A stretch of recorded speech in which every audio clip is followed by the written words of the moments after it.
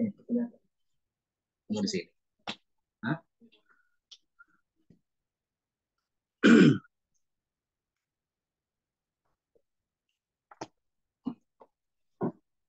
Bismillahirrahmanirrahim. Assalamualaikum warahmatullahi wabarakatuh. Waalaikumsalam warahmatullahi wabarakatuh. Alhamdulillah alamin. Assalatu wassalamu ala asyrafil anbiya'i wal mursalin wa ala alihi wa ashabihi wa man tabi'ahum bi ihsanin ila yaumiddin. Amma ba'd. Bapak dan Ibu sekalian, peserta diskusi Kopi Hangat dimanapun berada, alhamdulillah kita bisa bertemu kembali pada Kamis pagi ini untuk berpartisipasi dalam sebuah diskusi rutin, yaitu diskusi Kopi Hangat. Insya Allah tema diskusi kita pagi ini sangat menarik bagi kita semuanya, terutama para aktivis gerakan Islam, yaitu akan mengkaji proyek kebangkitan peradaban dalam perspektif Malik bin Nabi. Malik bin Nabi ini sebagaimana kita kenal adalah seorang sejarawan dan beliau juga pakar peradaban. Tapi yang sangat disayangkan adalah nama beliau yaitu Malik bin Nabi ini sangat asing atau kurang dikenal oleh para aktivis gerakan Islam. Para aktivis gerakan Islam lebih mengenal misalkan sosok seperti Ibnu Taimiyah, Ibnu Khaldun, kemudian Rashid Ridho, Muhammad Abduh, dan seterusnya. Nah, kali ini kita akan mendiskusikan seorang pakar peradaban. Ya, secara singkat, beliau adalah Malik bin Nabi yang dilahirkan di Aljazair, di negara Aljazair, atau kalau dalam bahasa Perancis itu adalah Algeria. Nah, beliau dilahirkan pada tahun 1905 dan meninggal tahun 1973.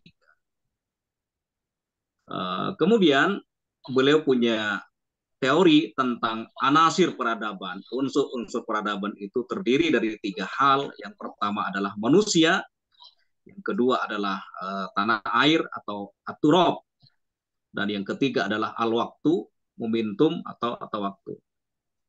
Kemudian juga beliau menjelaskan bahwa fase sebuah peradaban itu ada 3. Nanti insya Allah akan dijelaskan oleh Dr. Abdul Rahim. Tapi secara global saya sampaikan bahwa fase peradaban dalam perspektif Ibnu Khaldun itu ada fase ruh, marhalatul ruh. Yang kedua adalah marhalatul aqli, fase rasionalitas. Dan yang ketiga adalah marhalatul ghorizah, fase perasaan. Fase perasaan. Nah, Bapak dan Ibu sekalian, sebelum kita mulai kajian diskusi hangat ini, saya ingin mengingatkan bahwa forum diskusi hangat ini adalah forum kajian dan diskusi yang menitik beratkan pada pembahasan tentang pemikiran dan politik Islam. Forum kajian ini bertujuan untuk mewujudkan keterbukaan wawasan, perubahan paradigma, serta sekaligus ikut berkontribusi pada upaya-upaya mengakhiri masa transisi umat yang berkepanjangan menuju kematangan dan kedewasaan, sehingga umat Islam menjadi kekuatan yang real dalam kehidupan berbangsa dan bernegara. Insya Allah yang akan membahas tema ini adalah Dr. Abdul Rahim. Beliau adalah sekarang sebagai direktur ya, Maqasid Institute. Beliau juga seorang apa namanya, pemerhati tentang ilmu-ilmu maqasid syariah. Baik, Bapak dan Ibu sekalian, untuk tidak memperpanjang kalam, sebelum kita mulai diskusi, kita awali diskusi ini dengan bacaan basmalah. Bismillahirrahmanirrahim. Bismillahirrahmanirrahim. Selanjutnya kepada Dr. Abdurrahim, sudah tepat, saya persilahkan maksimal 30 menit. Ya, maksimal 30 menit. Kita lebih banyak diskusi, ya, berdialektika, akan lebih seru lagi kalau nanti ada pembanding. Saya harap dari peserta kita tunggu ada yang membantah. Kiai Fatoni, Kiai Fatoni. Oke. Kepada Dr. Abdurrahim saya persilahkan. Assalamualaikum warahmatullahi wabarakatuh. Waalaikumsalam. Alhamdulillahirabbil alamin. Wassalatu wassalamu ala Rasulillah wa ala alihi wa ashabihi wa mawalah wa ba'du. Alhamdulillah, Bapak Ibu sekalian, pada kesempatan pagi hari yang suasananya kemarin daerah Jabodetabek diguyur hujan yang cukup lumayan, jadi pagi hari ini masih kerasa dingin, mungkin juga sama yang di wilayah-wilayah yang lain. Mudah-mudahan Allah Subhanahu wa Ta'ala jadikan hujan yang turun di musim ini adalah hujan berkah, mendatangkan karunia dan rahmat Allah Subhanahu wa Ta'ala. Dan mudah-mudahan kajian kita pada kesempatan pagi hari ini, diskusi ya, lebih tepatnya adalah diskusi, mendatangkan inspirasi baru, pencerahan baru, dan menghadirkan pemikiran dan ide gagasan baru.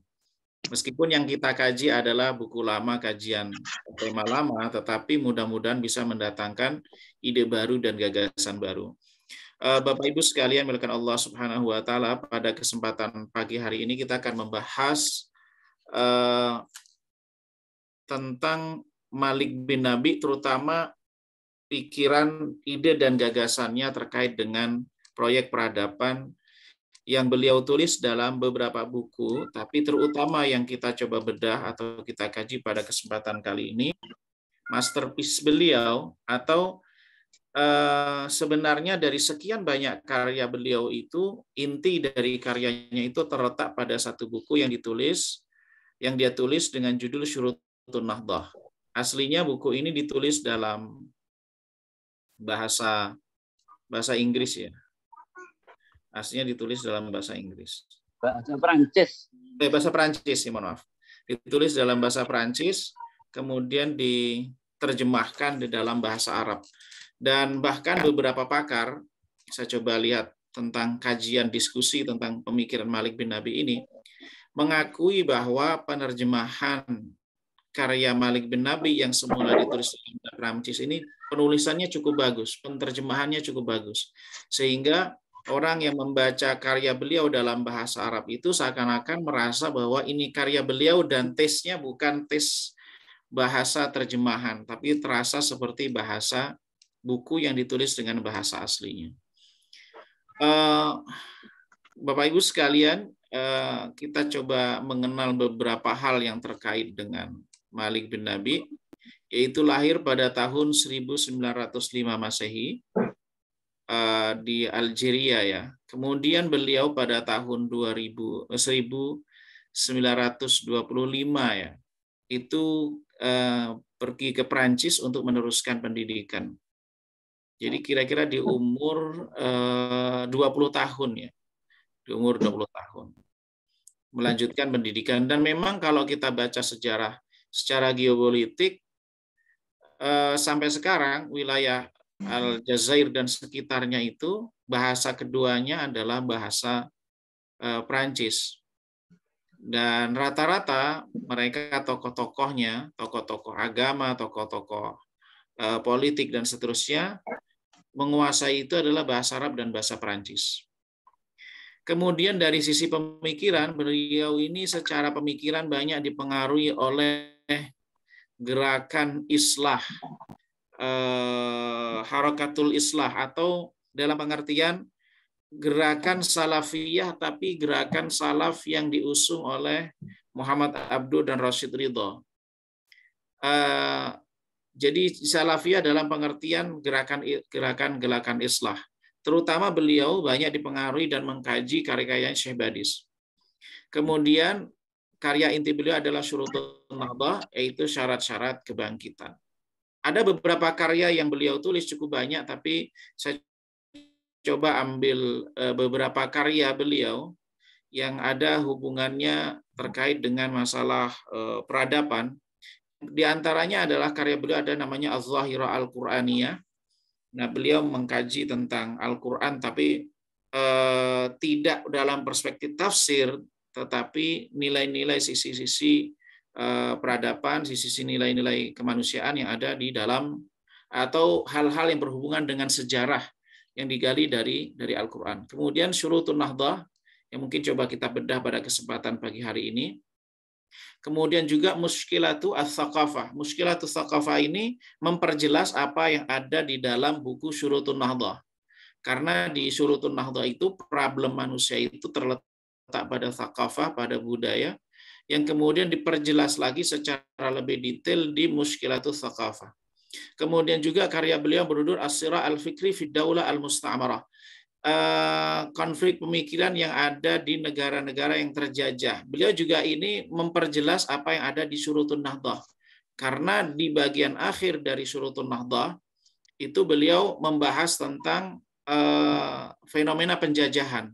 Kemudian ta'amulat al-qadaya al-kubra, persoalan-persoalan penting, persoalan-persoalan besar, kemudian intajul mustasyrikin, hasil atau karya-karya orang mustasyrik atau hasil dari yang dilakukan oleh orang-orang mustasyrik orientalis, al-Islam wa demokratiyah, Islam dan demokrasi, mushkilatul afkar fil alam al-islami, persoalan pemikiran di dunia Islam, daurul muslim wa risalatuhu fi thuluth al-akhir min al-qarni al-ashrin, peran seorang muslim dari risalahnya di sepertiga, di penghujung akhir abad 20.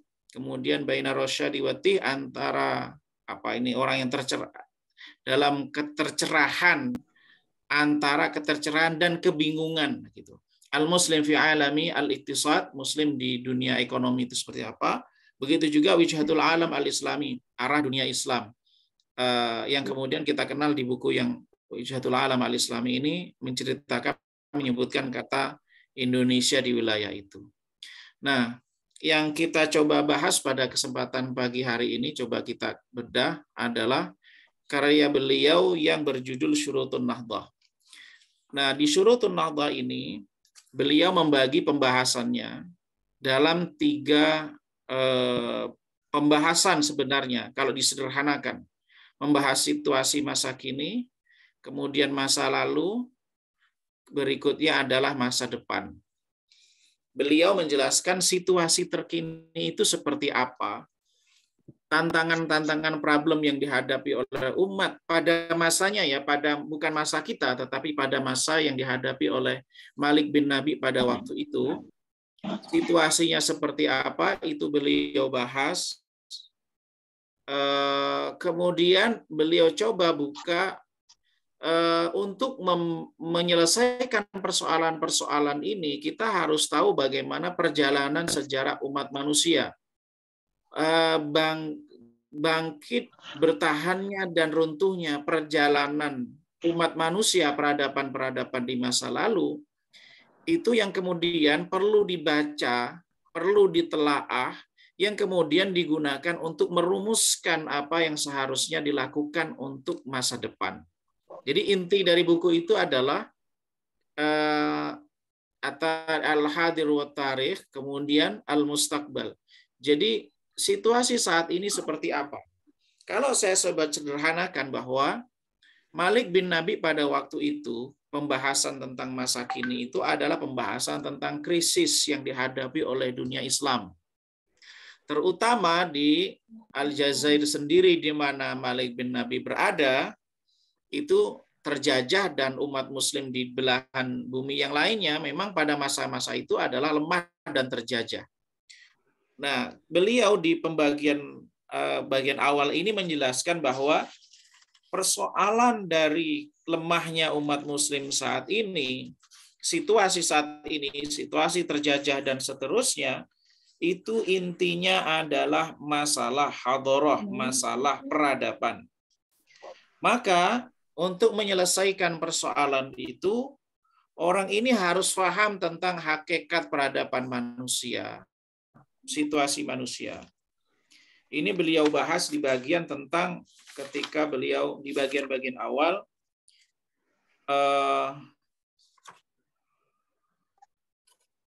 yaitu di pembahasan tentang Daurul Abtal yang ada bukunya di halaman 21, beliau membahas bahwa sesungguhnya persoalan setiap bangsa itu pada hakikatnya adalah persoalan peradabannya, persoalan peradaban yang ada pada bangsa itu. Dan tidak mungkin satu bangsa itu bisa menyelesaikan, memahami dan menyelesaikan persoalannya sebelum dia itu pemikirannya ini bisa membaca peristiwa hal-hal yang berhubungan dengan manusia ini, dia membaca hakikat manusia itu seperti apa. Ketika dia itu bangkit, ketika dia itu berkembang, dan ketika mereka itu runtuh. Maka inilah yang kemudian dijadikan sebagai langkah awal atau metode pembacaan yang dilakukan oleh Malik bin Nabi untuk membaca apa seharusnya solusi yang dihadirkan. Maka di antara kritik beliau terhadap persoalan-persoalan yang ada di masanya pada waktu itu ya, adalah bahwa tentang Daurul Abtal misalnya. Perjuangan pada waktu itu, pada masa Malik bin Nabi, dalam menghadapi penjajahan, dalam upaya untuk membangkitkan peradaban umat pada waktu itu, mereka fokus kepada tokoh. Tetapi mereka tidak berfokus pada, jadi gini, mereka lebih cenderung pada tokoh individu, tidak mewujudkan dalam suatu gerakan bersama. Itu yang kritik beliau terhadap pada masa itu. Kemudian juga kritik yang beliau berikan kepada para penggagas gerakan atau perbaikan di masa itu adalah upaya solusi yang mereka hadirkan, meskipun tentu ini debatable ya. Solusi yang ditawarkan oleh Muhammad Abduh, solusi ditawarkan oleh Rashid Ridho dan yang lainnya, itu adalah solusi yang sifatnya parsial.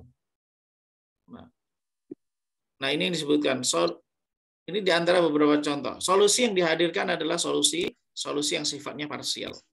Kemudian juga ada fenomena yang terjadi di masa itu, ada namanya fenomena darwasyah. Darwasyah itu adalah gerakan tasawuf yang negatif, mubalaghat, tasawuf yang ekstrim, yang kemudian menciptakan berhala-berhala baru, yang itu sebenarnya berangkat dari berhala yang ada di kepala mereka. Jadi Malik bin Nabi ini menyebut bahwa kebodohan, fanatisme itu sejenis berhala. Yang kemudian berhala di kepala itu akan menciptakan berhala baru di alam nyata. Nah, contohnya adalah fenomena darwish. Nah, ini kalau menyebutkan istilah darwasyah, yaitu menjadikan tokoh-tokoh agama itu menjadi berhala-berhala yang disucikan, yang kemudian tidak pernah salah, tidak bisa dikritik, jadi berhala-berhala yang baru gitu. Ini yang ngeri juga bahasanya ini. Beliau kritik terhadap gerakan tasawuf semacam itu. Mungkin ini juga ya, kalau kita mungkin ada sedikit, kalau sampai fenomena saat ini, kenapa Muhammad Abduh, Rashid Ridho itu tidak cukup diterima di kalangan yang beraliran tasawuf. Bisa jadi, dan terutama gerakan Islah, terutama juga Malik bin Nabi, itu tidak cukup diterima mungkin di kalangan yang mereka pegiat tasawuf. Mungkin karena kritik-kritik beliau terhadap tasawuf. Begitu juga terhadap fanatisme mazhab. Jadi mereka kelompok agama fanatis sibuk dengan urusan mereka, para politisi sibuk dengan kepentingan-kepentingan mereka yang tidak memperhatikan persoalan yang seharusnya dilakukan terkait dengan umat. Kemudian juga Malik bin Nabi merumuskan bahwa ada satu fenomena kenapa mereka terjajah, yaitu mereka ini memiliki satu penyakit yang disebut dengan al-qabiliyah al-istimar. Penyakit kenapa mereka dijajah, sebenarnya jangan salahkan penjajah yang menjajah, tetapi perlu dievaluasi bahwa penjajahan itu terjadi karena memang kita ada potensi untuk dijajah.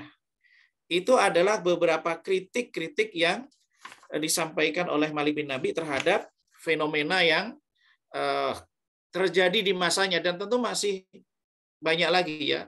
Tapi di antaranya fanatisme berhala, kemudian tidak memiliki arah yang jelas dalam menyelesaikan konflik yang ada, penyelesaian problem tidak menusuk pada titik inti dari problem yang ada, tetapi lebih fokus pada fenomena-fenomena yang terjadi. Nah, maka Malik bin Nabi berupaya untuk membaca tentang flashback terhadap sejarah masa lalu. Terutama adalah peradaban-peradaban manusia, dan diantaranya adalah peradaban Islam yang beliau.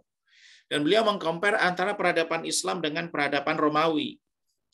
Nah, beliau kemudian sampai pada kesimpulan pembacaan terhadap masa lalu. Jadi tadi fenomena atau realita yang terjadi di masanya, kemudian flashback terhadap perjalanan umat manusia sebelum Malik bin Nabi,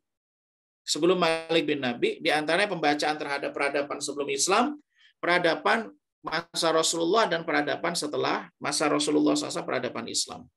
Maka beliau sampai pada kesimpulan bahwa peradaban itu, siklus peradaban itu ada 3 siklus, yaitu siklus naik, siklus pengembangan, pembangunan, pengembangan, dan keruntuhan atau fase menuju keruntuhan atau lemah. Ini siklus peradaban manusia yang dibaca oleh Malik bin Nabi. Jadi kalau Bapak Ibu sekalian yang hadir pada kesempatan kali ini mau menambah kesimpulan juga boleh. Karena kata Malik bin Nabi sendiri, kajian tentang peradaban ini tidak seperti kajian seperti matematika atau ilmu-ilmu sains yang lainnya, yang hitam putih, benar, salah, dan seterusnya. Tetapi bisa benar, bisa mirip benar. Jadi dia ada yang putih, ada yang abu-abu, ada yang hitam. Jadi apa yang disampaikan oleh Malik bin Nabi ini bukan harga mati, tapi harga hidup. Jadi kalau mungkin mau menambahkan, mau mengurangi juga boleh, nggak ada masalah. Begitu. Tetapi ini adalah pembacaan beliau yang mungkin bisa menjadi kita untuk menganalisa. Yang pertama adalah fase spiritualitas atau fase ruh. Ini dicontohkan bahwa ketika orang pada fase ini, cara berpikir mereka, gerakan mereka itu mengalahkan dorongan-dorongan syahwat yang unsurnya yang atau dorongan-dorongan insting umum pada manusia. Maka beliau contohkan, misalnya contohnya Bilal, contoh yang lain, pengorbanan-pengorbanan para sahabat. Kalau saya coba menyederhanakan, jadi kalau pada fase ini orang berkorban, dia tanpa melihat apa yang akan saya dapatkan. Tapi dia orientasinya akhirat.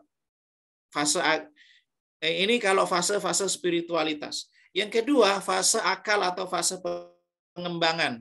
Ini kalau saya coba sederhanakan, ini dari saya pola ininya. Anda tawarkan apa, saya dapat apa, saya berikan apa. Jadi transaksional. Kalau fase rasional itu begitu. Saya melakukan apa, saya dapat apa. Itu kan rasional. Itu fase-fase di mana pengembangan, bahwa pada saat itu peradaban manusia itu berkembang. Di sisi yang lain sebenarnya kalau kita lihat bahwa pada fase-fase ini kan orang membutuhkan banyak ijtihad, banyak. Kalau yang pada masa awal ini orangnya sangat terbatas, jumlahnya adalah para penggagas. Pada fase pengembangan ini kan berinteraksi dengan banyak orang, berinteraksi dengan orang banyak kepentingan. Maka dia harus menggunakan rasionalitasnya.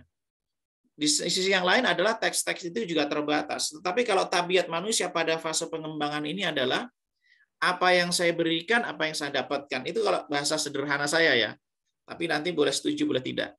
Kemudian fase keruntuhan itu fase insting. Jadi orang kalau fase insting ini adalah yang menguasai adalah gharizah. Jadi seperti tabiat-tabiat yang ada pada binatang, pada manusia yang sama. Maka fase ini kalau saya coba sederhanakan, apa yang saya dapatkan terlepas apa yang saya berikan. Jadi yang penting adalah apa yang harus saya dapatkan tanpa memperdulikan apa yang saya berikan. Jadi kalau rasionalitas itu kan yang rasional itu apa saya yang beri, apa yang saya terima. Itu kan rasionalnya. Kalau fase spiritual kan apa yang bisa saya beri, apa yang bisa saya lakukan, apa yang bisa tanpa mempertimbangkan apa yang kemudian saya dapatkan. Tapi kalau fase yang sifatnya insting, apa yang bisa saya makan, apa yang bisa saya dapatkan, apa yang bisa ini tanpa memperdulikan yang kemudian apa yang harus yang saya berikan. Kemudian unsur peradaban ini menurut Malik bin Nabi itu ada 3, yaitu manusia, kemudian tanah dan waktu. Manusia ini sebagai sumber daya intinya, kemudian tanah adalah ruang tempat, kemudian waktu adalah ruang pekerja, fase di mana orang itu melakukan kerja-kerja peradaban. 3 unsur ini ada, belum tentu menciptakan peradaban. Jadi Malik bin Nabi itu ingin sebenarnya problemnya itu pada manusia, pada tanah dan waktu. Jadi ketika misalnya fenomena darwasyah, fenomena orang fanatisme, fenomena orang itu konflik antar kelompok dan golongan, kemudian perpecahan, itu adalah fenomena.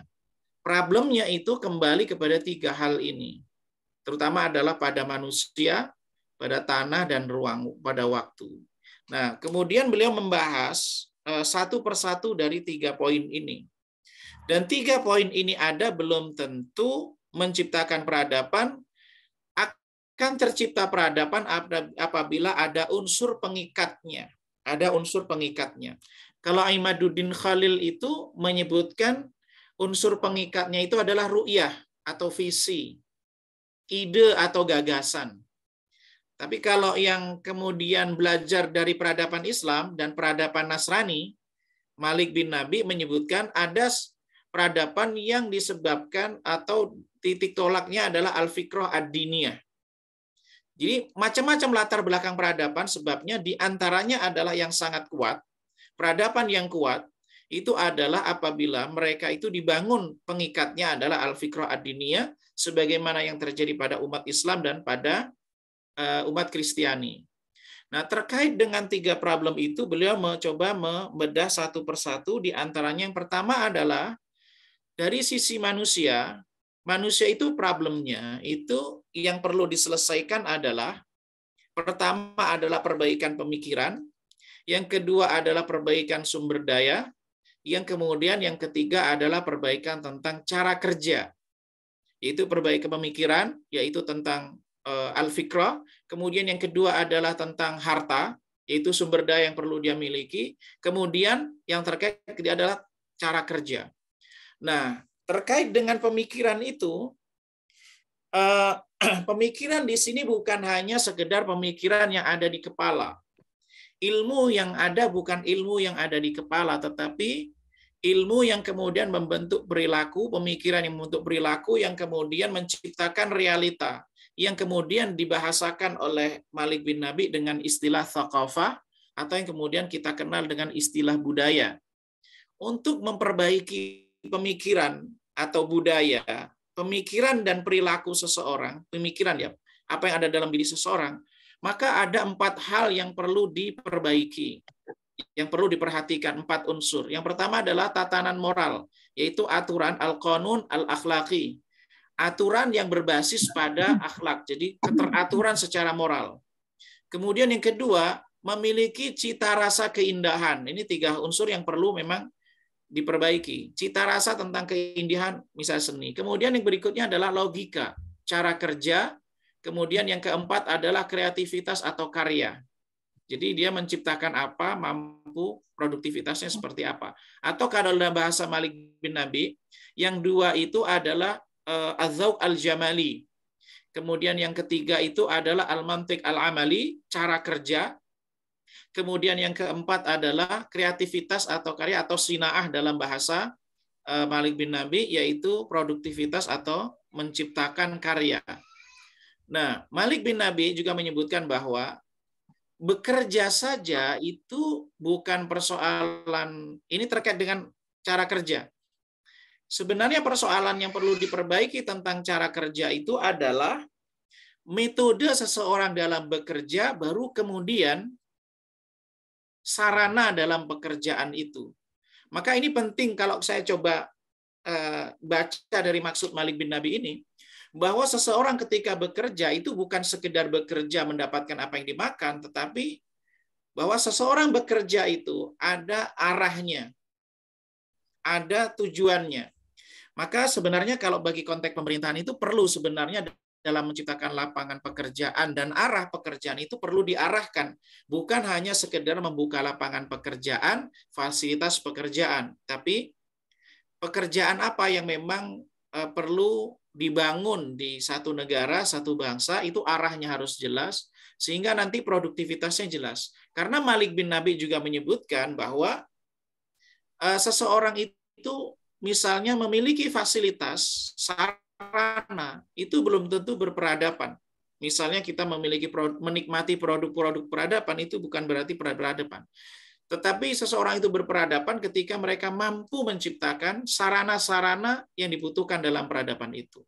Kemudian terkait masalah tanah, karena masalah tanah itu terjajah dan seterusnya, maka Malik bin Nabi menyebutkan problem dari persoalan yang ada saat ini adalah sebenarnya sumber dayanya besar, tetapi ada satu masalah dalam diri manusia, pada diri umat, yaitu al-qabiliyah al-istimar, sehingga mereka dalam keadaan terjajah. Mungkin ini yang dapat saya sampaikan, mungkin nanti untuk memperkaya bisa kita diskusikan bersama. Dan saya rasa di antara Bapak Ibu kan juga mengakses buku ini sebelum sempat di-share oleh Ustaz Rahman. Jadi mungkin bisa menambahkan dari karya-karya yang lainnya atau memiliki sudut pandang yang lain, saya persilakan. Mungkin ini Ustaz Rahman, silakan. Jazakumullah khairan. Baik.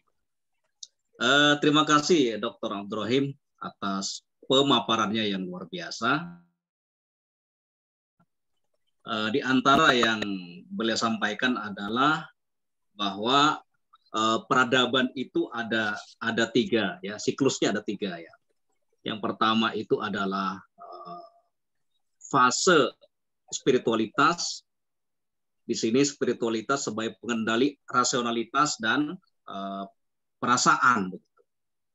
Nah, Malik bin Nabi mengatakan bahwa fase atau marhalatul ruh ini dimulai dari awal turunnya wahyu sampai terjadinya perang Siffin.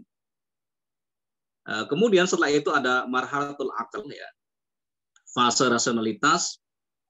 Kalau menurut beliau itu diawali dari terpilihnya Muawiyah bin Abi Sufyan bin Harb, ya, sebagai pemimpin pertama dari Bani Umayyah sampai zamannya Ibnu Khaldun.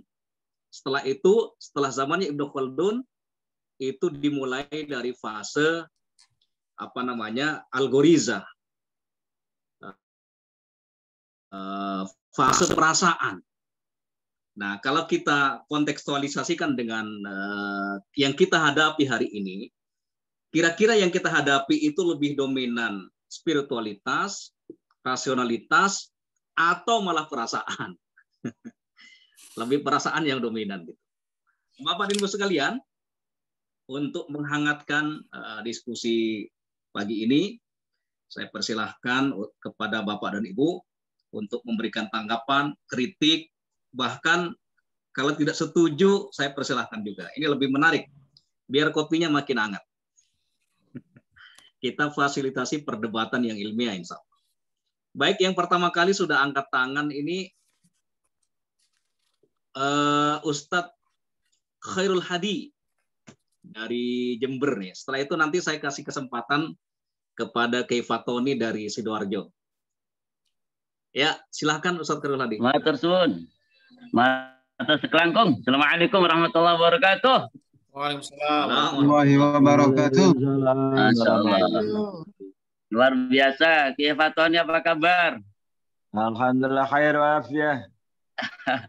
Mana mestinya antum duluan ini. Antum duluan dah, antum duluan dah. Antum kan. Isar. Nah, teman-teman yang dimuliakan oleh Allah, Malik bin Nabi itu pemikirannya luar biasa. Cuman di dunia Islam ini karya-karyanya itu mungkin masih di tataran para intelektual saja ya yang populer ya.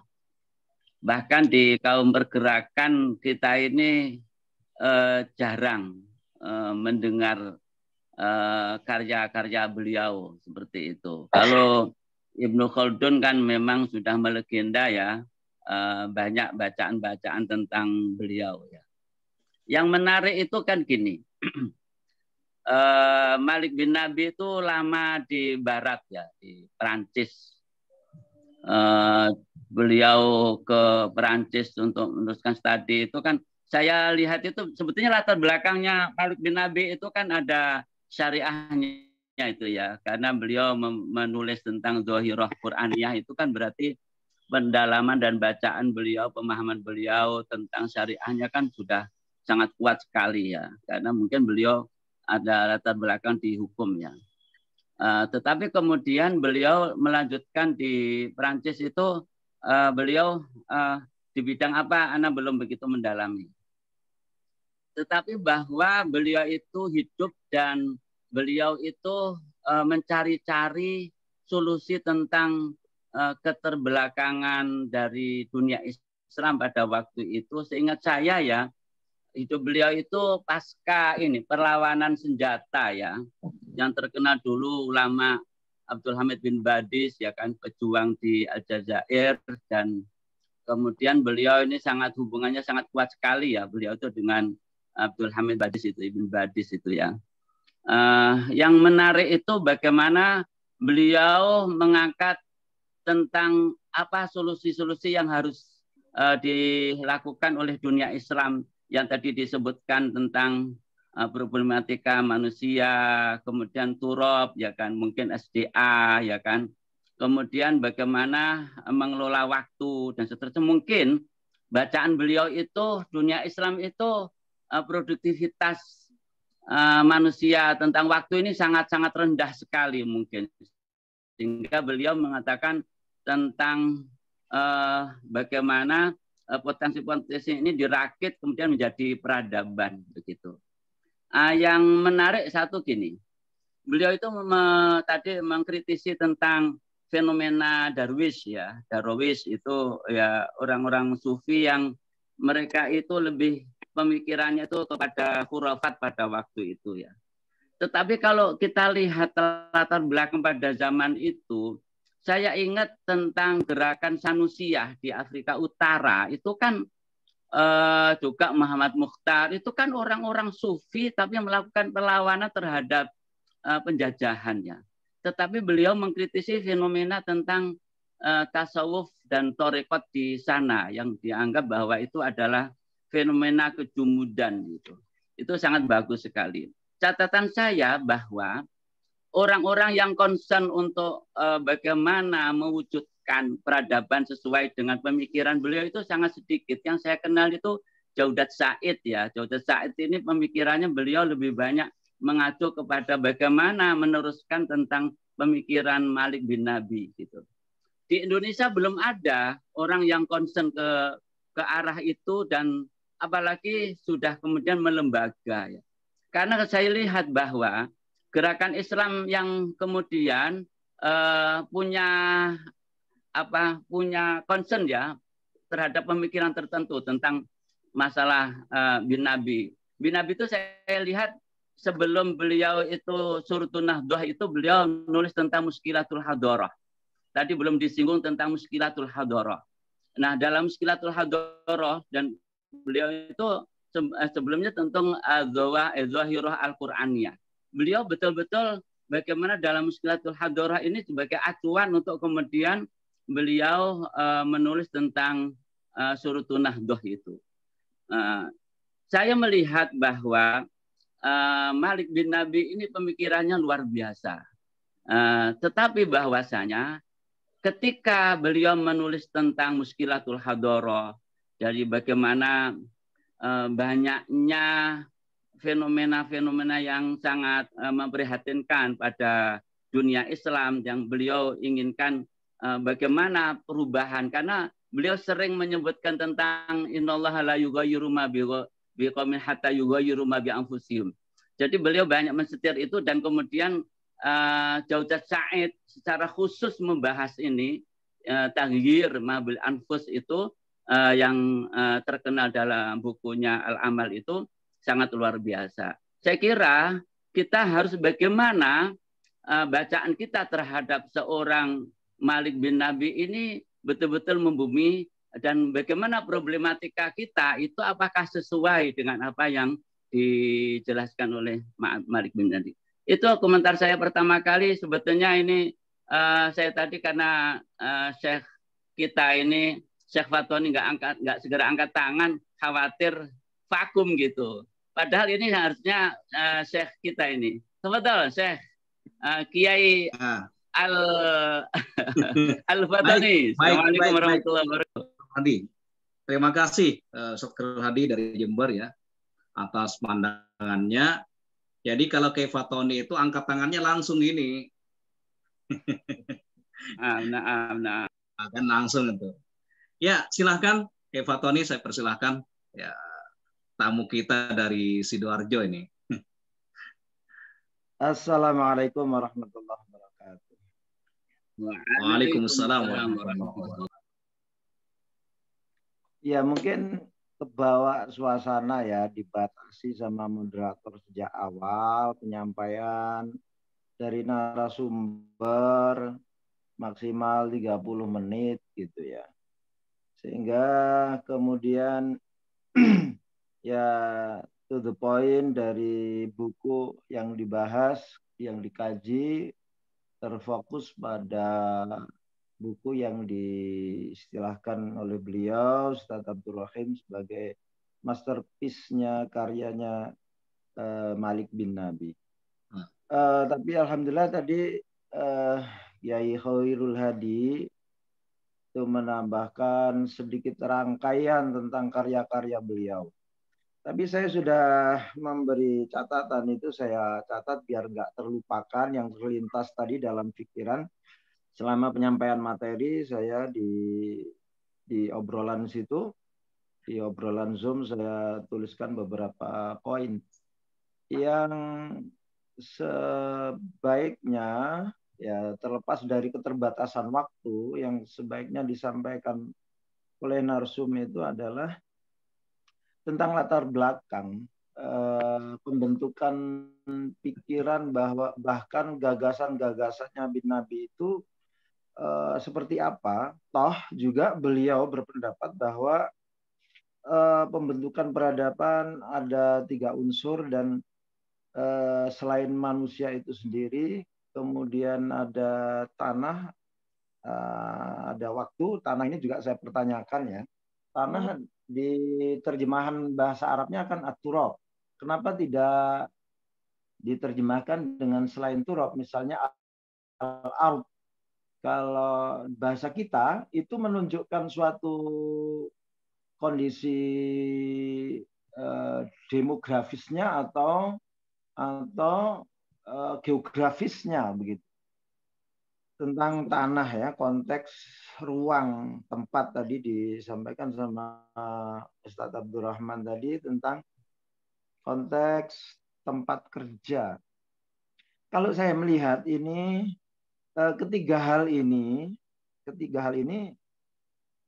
adalah menunjukkan suatu situasi sosial, sehingga diperlukan pemahaman terhadap satu gagasan itu diperlukan pemahaman kita, pengertian kita terhadap yang ngomong itu terbentuk atau terangsang untuk punya pikiran gagasan tertentu oleh situasi sosial yang seperti apa.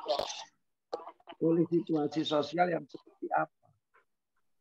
Misalnya tadi secara garis besar disinggung lahirnya 1905, meninggal 73, beliau 20 tahun, usia 20 tahun kemudian pergi ke Prancis, negara yang menjajah Aljazair ketika itu, lalu di sana melanjutkan studi termasuk menikah bla bla bla, mestinya begitu ya. Tapi pendidikan basicnya ketika di Aljazair, kemudian di sekolah rendah atau sekolah dasar mungkin sampai SMP-nya adalah di Madrasah Konstantin di Algier, itu juga memberikan gambaran seperti apa kira-kira situasi sosial yang membentuk pikiran-pikiran beliau. Itu saya kira hal yang tidak kalah penting. Sehingga tadi Ustadz Khairul Hadi menyampaikan bahwa beliau juga mempunyai dasar pendidikan keagamaan. Karena memang di Aljazair ketika itu populer apa yang kemudian kita belakangan ini kita tahu tumbuh juga di Indonesia, yaitu kutab. Ya, pendidikan dasar yang berbasis kepada Quran dan berikutnya pada akhlak keislaman, di mana juga di dalam Zaukul Jamal tadi Ustaz Dr. Abdurrahim tadi di Surutun Nakhbah tadi menyebut apa tadi? Zaukul Jamal. Itu Az-Zauk Al-Jamali. Az-Zauk Al-Jamali. Di sana beliau mengatakan bahwa Az-Zauk Al-Jamali itu tidak didasarkan kepada al-maddiyah, pada kebendaan materi, tapi lebih dari itu adalah kepada akhlak, kepada apa yang ditampilkan oleh manusia itu dari akhlaknya, bukan dari peradaban yang sifatnya materi. Nah, kan begitu juga. Jadi konsep estetika di dalam gagasan bin Nabi itu adalah memang terkait dengan nilai-nilai keagamaan, al-fikrah ad-diniyah. Itulah yang kemudian membentuk suatu al-hadarah tadi. Baik, jadi saya yang pertama garis bawahi penting untuk melihat keutuhan gagasan beliau tentang peradaban itu, yaitu melihat situasi sosialnya Malik bin Nabi itu sendiri seperti apa. Kemudian saya melihat pengkaji pikiran Malik bin Nabi itu mengaitkan hubungannya dengan pembangunan atau katakanlah ya reformasi, perbaikan kondisi di Indonesia. Yang kemarin ternyata Ustadz Abdurrahman bilang beliau pernah ke Indonesia, ke Jepara ya pada waktu masa hidupnya itu. Tahun berapa ya? Ke Jepara atau ke Pati, melihat ukiran orang-orang Jepara yang katanya demikian detail sehingga beliau meramalkan, ini juga di buku apa saya kurang tahu. Di buku apa beliau meramalkan bahwa berikutnya yang akan bangkit memimpin peradaban khususnya dunia Islam itu adalah Indonesia.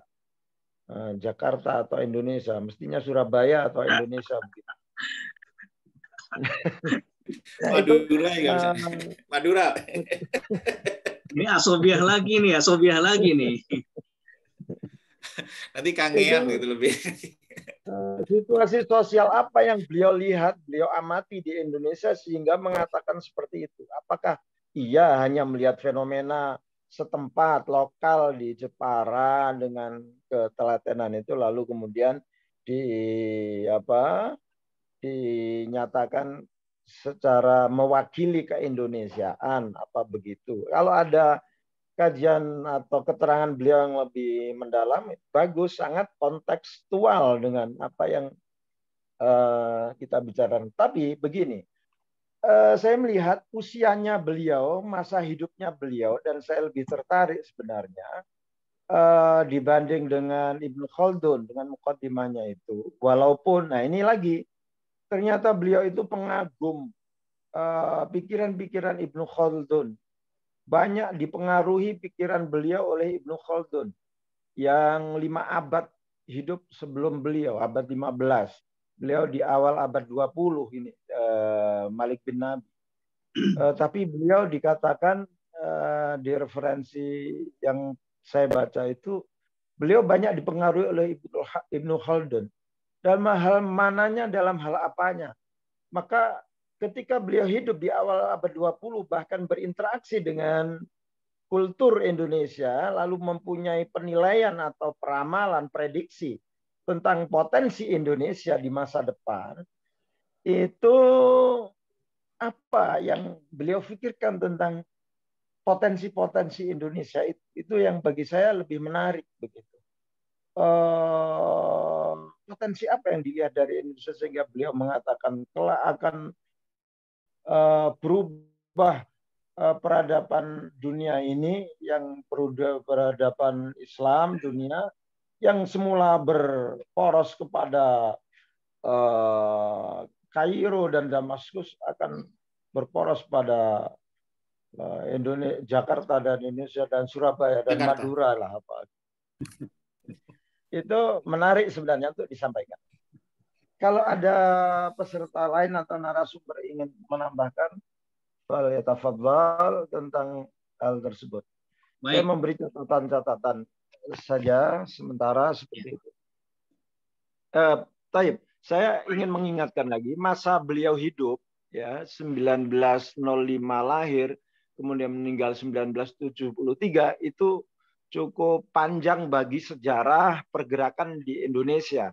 Apakah beliau juga melihat pada waktu itu di umurnya remaja atau dewasanya beliau mestinya melihat dinamika perjuangan kemerdekaan di Indonesia. Ada banyak tokoh pergerakan di Indonesia. Di masa beliau itu didirikan Muhammadiyah, didirikan Nahdlatul Ulama, didirikan Persis dan seterusnya. Apakah juga mereka dilihat, diperhitungkan oleh Malik bin Nabi? Tentu saja ada jarak dalam hal teknologi informasi. Di sisi yang lain juga bagaimana interaksi pikiran-pikiran beliau, termasuk beliau sendiri interaksinya dengan pikiran-pikiran yang juga berkembang dinamis di Mesir ketika itu. Kok tidak terbawa-bawa begitu yang saya amati di dalam karya-karya beliau. Wallah. Oke. Fadal. Ya. Terima kasih ya Pak Tony. Luar biasa, ini adalah masukan yang sangat konstruktif ya untuk memperdalam diskusi kita tentang pemikiran Malik bin Nabi. Sebelum saya berikan kepada Dr. Abdul Rahim, saya persilahkan kepada Bang Sabar. Bang Sabar, hadir?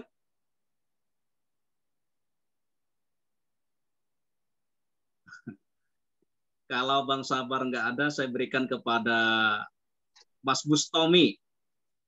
Silakan Mas Bustomi.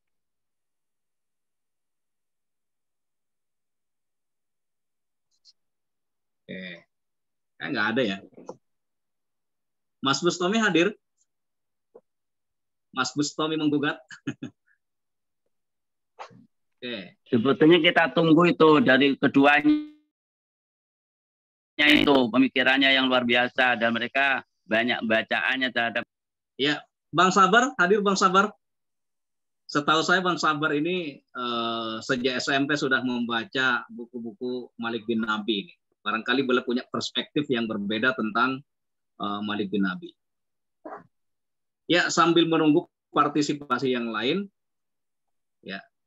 Oh ya, sebelum Dr. Abdurrahim, ya, barangkali Dr. Amiruddin dari Sulawesi Tenggara, ya. Benar nggak? Mau bicara, silahkan.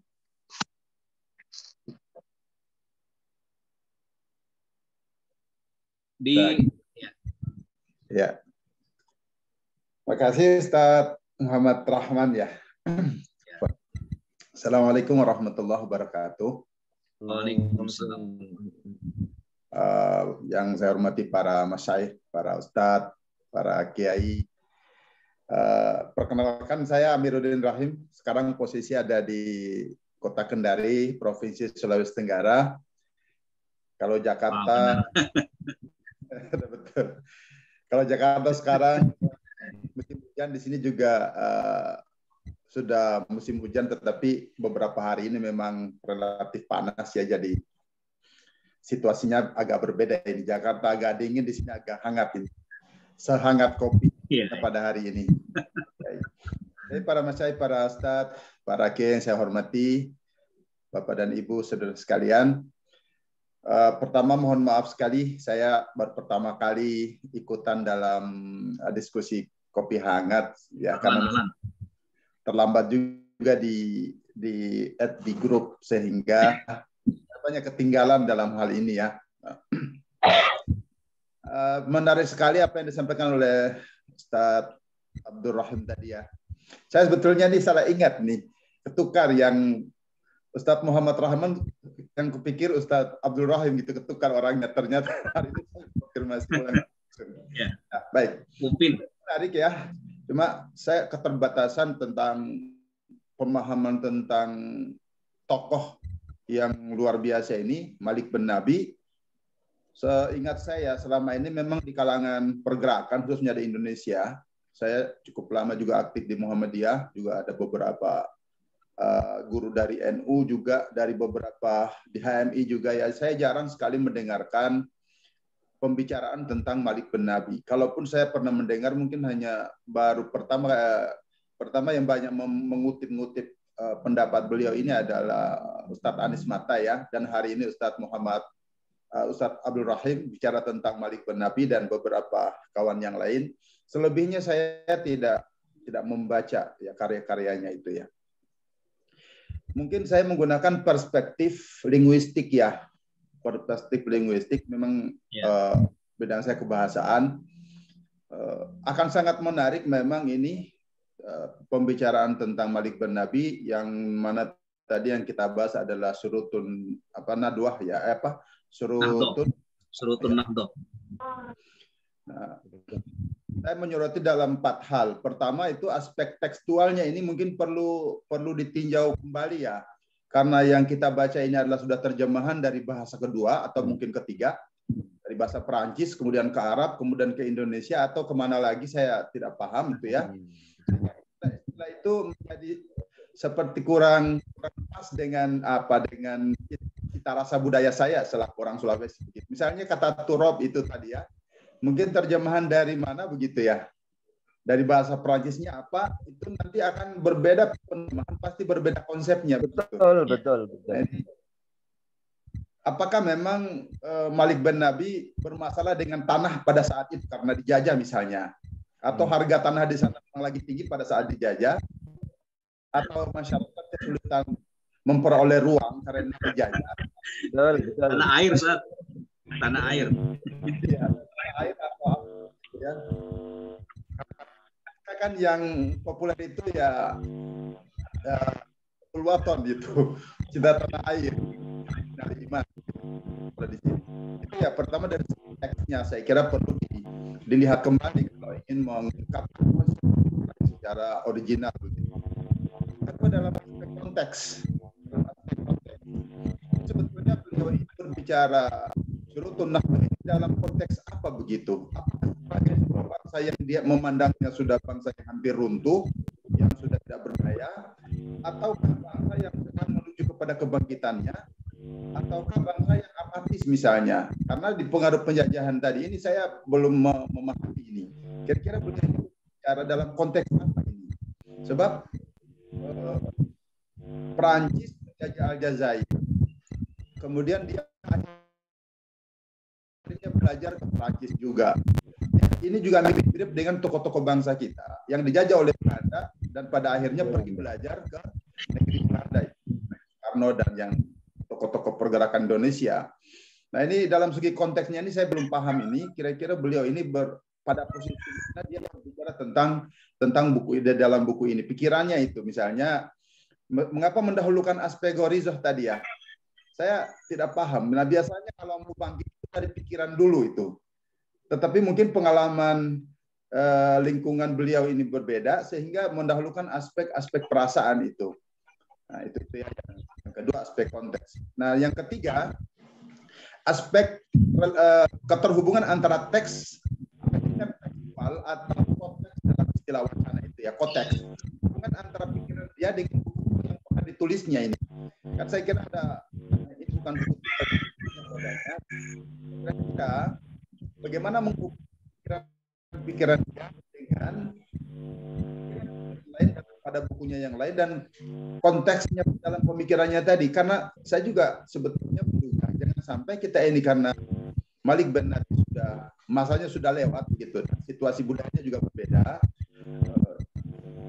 Kita berpikir-pikir bisakah kira-kira pemikiran beliau ini diterjemahkan ke dalam realitas pergerakan. Yang terakhir dalam aspek relevansi, kira-kira kita sekecil apapun. Kurang jelas. Putus-putus suaranya. Aduh mohon maaf ya. Tidak. Tapi saya sinyal ya. Hujan. Oke. Yang terakhir masalah relevansi. Kira-kira kita kalau mengangkat pemikiran beliau ini dalam konteks Indonesia saat ini, kira-kira di sisi mana relevansinya kita bisa mendapatkannya, supaya kita tidak berbicara dalam ruang hampa, yang ada satu sisi ada suatu pemikiran yang sangat luar biasa, tetapi kemudian kita tidak menghubungkannya dengan proses kebangkitan yang sedang kita gagas. Itu mungkin 4 poin itu yang saya lihat. Selebihnya adalah ya sebagai pemula dalam pemikiran Malik bin Nabi, saya sangat mengapresiasi terutama kepada Ustadz Abdul Rahim tadi yang sudah menyampaikan secara terstruktur. Mudah-mudahan banyak mengambil manfaat. Terima kasih. Assalamualaikum warahmatullahi wabarakatuh. Waalaikumsalam warahmatullahi wabarakatuh. Terima kasih Dr. Amiruddin Rahim dari Sulawesi Tenggara yang menyampaikan beberapa ide dan gagasan. Selanjutnya saya persilahkan kepada Dr. Abdul Rahim untuk memberikan tanggapan. Ya. Silakan. Ya, suaranya jelas ya? Jelas. Suaranya jelas. Teriak, Set. Ya tadi harus teriak. Tadi tanggapan yang cukup menarik ya, karena memang kajian kita adalah diskusi, sharing, jadi saling melengkapi, ada cara pandang, gagasan, dan seterusnya itu memperkaya kajian kita pada kesempatan pagi hari ini. Cukup lumayan tadi yang disampaikan oleh Ustadz Khairul Hadi, kemudian Ustadz Fatoni, dan Pak Amiruddin ya. Jadi ada beberapa karya yang paling tidak bisa memperkuat atau memperjelas kajian-kajian tentang Malik bin Nabi. Misalnya kita bisa merujuk kepada karya-karya Imaduddin Khalil, kemudian karyanya Abdul Halim Uwais, kemudian juga ada sosiolog yang mungkin nggak tahu, Ustaz Khairul Hadi pernah membuka Aliwardi. Aliwardi itu menarik juga untuk dikaji. Kemudian juga ada lagi yang menarik juga dikaji, pakar sejarah dari Mesir, namanya Diauddin Riz, itu juga menarik. Tapi yang sekarang, kalau yang sekarang masih hidup, yang banyak mengkaji tentang peradaban itu ada Abdul Karim Bakar, kemudian juga Jasim Sultan. Itu yang banyak mengerti yang masih hidup ya. Kalau supaya kita pembacaan ini terus berkembang begitu, pembacaan terhadap apa yang dibaca oleh Malik bin Nabi. Di antara latar belakang Malik bin Nabi ini kan dia belajarnya selain pendidikan yang di masa muda banyak berpengaruh, dia sangat ngefans dengan Abdul Hamid Badis ya, yang di antara ngefannya begitu banyak mengambil ilmu dari beliau. Di sisi yang lain secara akademik beliau belajar teknik elektro kalau mungkin konteks sekarang, kelistrikan ya. Kalau al-kahruba kalau dalam bahasa ini. Jadi kalau mungkin bisa dibahasakan, beliau ini mencoba membedah ilmu sosial, fakta-fakta sejarah ini dengan pendekatan teknik. Kalau saya lihat begitu di dalam.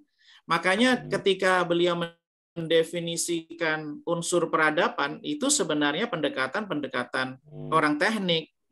Jadi kalau orang membuat mesin misalnya, itu kan ada perangkat-perangkat.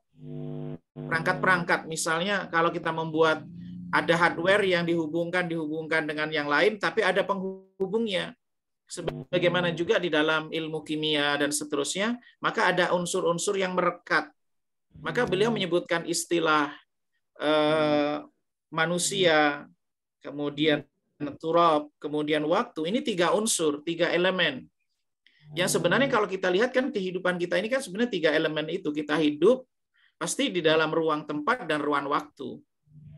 Itu sejatinya begitu. Tetapi supaya ketiga paduan 3 hal ini bisa menciptakan satu peradaban, menciptakan satu produk, itu harus ada pengikatnya kalau bahasa beliau.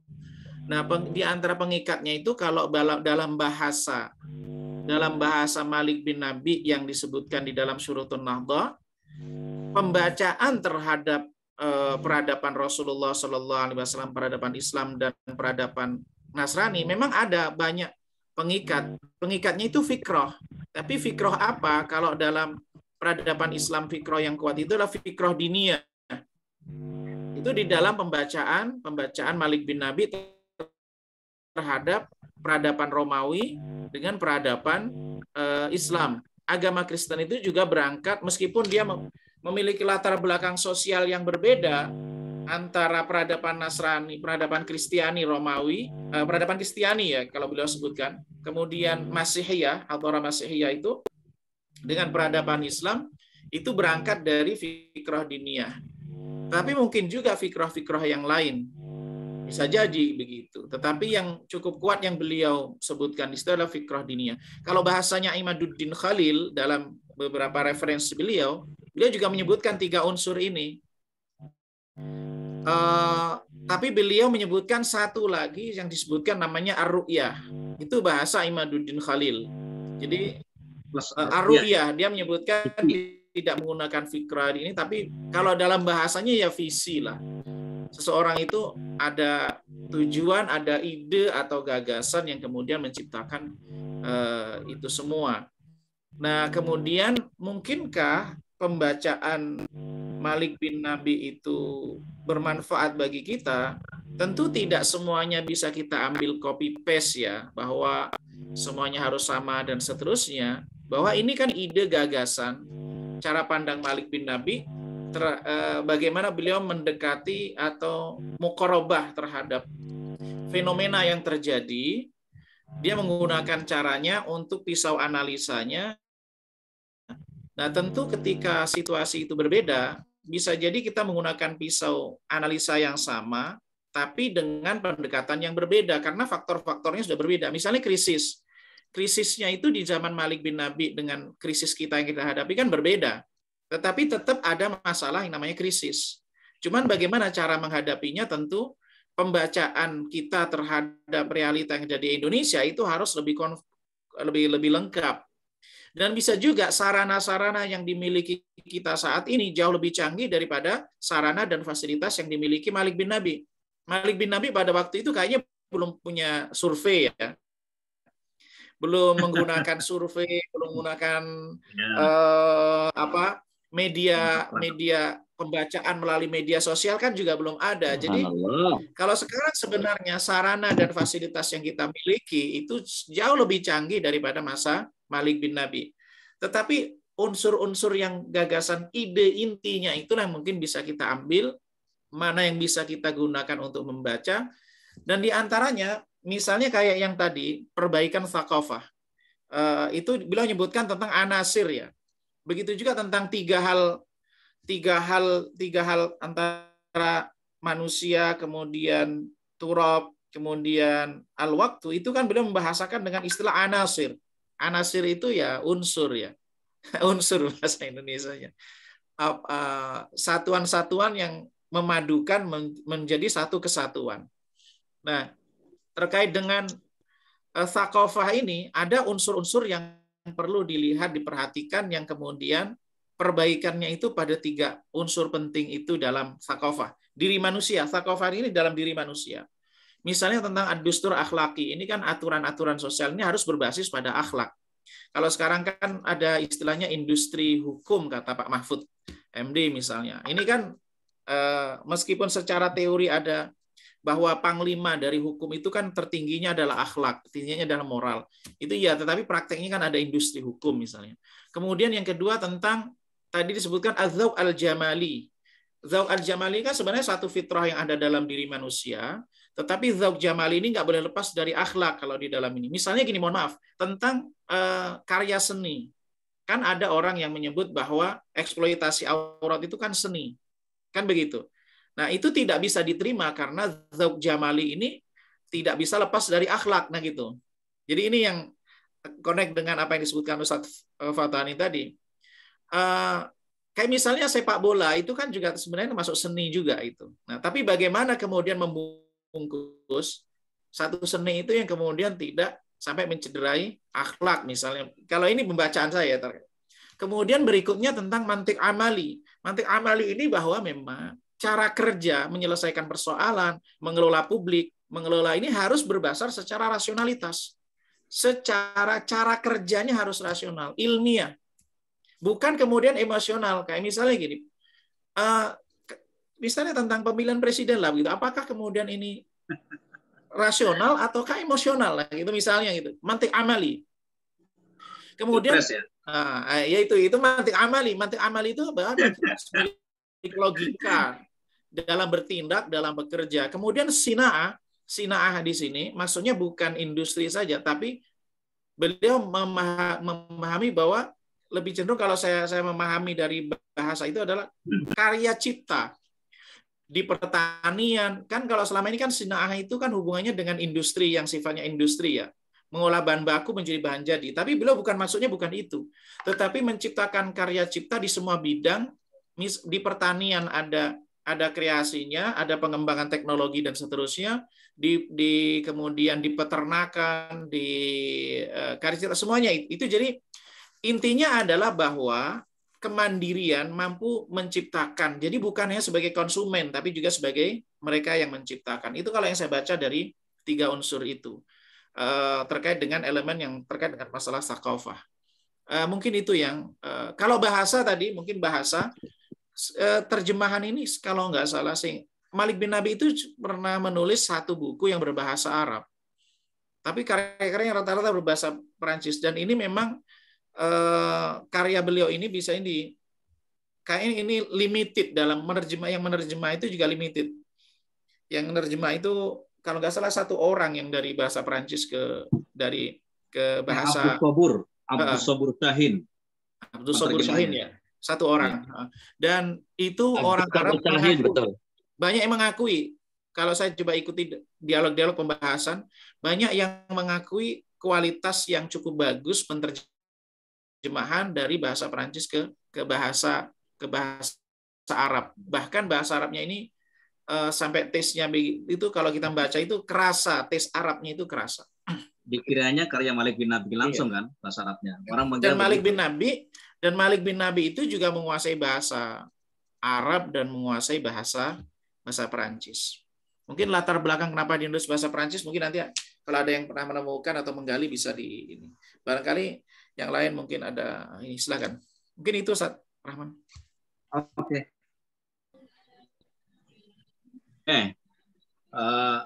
Terima kasih Dr. Abdul Rahim atas tanggapannya. Ini masih ada waktu 30 menit ini. Memang sengaja kita presentasi satu arah itu maksimal 30 menit supaya peserta diskusi hangat ini bisa berpartisipasi aktif. Oleh karenanya saya persilahkan yang mau berbicara lagi. Ini yang tadi insya Allah waktunya lumayan. Yang terkait dengan keindonesiaan gimana, Ustaz Abdul Rahim? Ada karya beliau itu Wijhatul Alam Al-Islami. Ini anak bacanya dulu waktu masih ngampus di Libya dulu. Dapatnya di perpustakaan Libya itu ada buku beliau namanya Wijhatul Alam Al-Islami menyebutkan kata Jakarta. Tetapi anak secara pribadi dengan statement itu tidak terlalu bisa jadi kan orang Arab kan suka mujamalah. Suka mujamalah gitu. Jadi ya memang kita harus membaca realistis, membaca kembali potensi kita seperti apa, kemudian situasi Timur Tengah. Kalau kita rasa ya Indonesia punya potensi. Seandainya misalnya proyek Habibie itu berhasil ya waktu itu ya, tidak gagal, kita itu Indonesia menjadi negara produsen pesawat. Coba negara Muslim mana sih sebenarnya yang menjadi produsen pesawat? Seandainya ya, ini seandainya. Tapi sebenarnya itu kita pernah punya sejarah bisa membuat pesawat begitu misalnya yang seharusnya bisa diteruskan. Sekarang kalau Turki sudah produksi ya. Iya. Tapi artinya Indonesia. Tapi kalau yang dibahas Malik bin Nabi saya sih menganggapnya ini ya, Ustaz. Saya menganggapnya itu mujamalah saja. Mujamalah orang Arab. Capres mujamalah ada juga. Enggak, karena saat itu juga kan Indonesia pemimpin besar saat. Ya, dulu kan Malik bin Nabi itu kan pernah menghadiri konferensi Islam di Bandung kalau nggak salah. Artinya beliau juga memperhatikan bahwa tokoh-tokoh Indonesia ini juga visioner, punya narasi internasional juga gitu kan, begitu. Yang saya pernah baca juga ya, dan saya pernah mendengar juga dari orang gitu, orang yang suka dengan Malik bin Nabi. Sebagaimana tadi disinggung oleh Kefatoni bahwa Malik bin Nabi itu pernah datang ke Pati begitu. Ya, pernah datang ke Pati memperhatikan cara kerja orang yang mengukir, betapa sabarnya mereka gitu. Ya, walaupun kita curiga juga itu adalah aspek mujamalahnya, tapi itu menjadi kalam tasji'i, motivasi bagi kita semuanya bahwa Indonesia yang luar biasa ini punya tanah secara geografis luar biasa, luasnya luar biasa, itu punya peluang untuk menjadi 5 kekuatan dunia kan, begitu. Kira-kira begitu. Artinya Malik bin Nabi ini dari awal sudah memberikan apresiasi kepada negara Indonesia. Karena memang kalau misalkan diperhatikan di Masjidil Haram gitu ya, jamaah Indonesia itu adalah jamaah yang paling tertib. Haji katanya itu mereka sudah langsung rapi gitu kan. Tapi kalau jamaah-jamaah yang lain dari negara-negara yang lain itu masih berantakan kan. Negara-negara enggak perlu saya sebut gitu kan. Jadi sebenarnya kita itu punya potensi ya. Keteraturan, ketertiban itu ada pada masyarakat atau rakyat Indonesia yang luar biasa gitu. Oleh karenanya memang tadi Malik bin Nabi mengatakan ada problematika manusia, ada problematika tanah air atau tanah, momentum dan seterusnya. Di samping itu menjadi problematika, sebenarnya itu juga menjadi solusi. Bisa menjadi solusi di sisi yang lain. Oke. Ya, selanjutnya saya minta kepada Ahmad Hasan yang kita kenal dengan Cak Hasan dari Mojokerto ini. Beliau adalah pemerhati politik Jawa. Silakan Cak Hasan.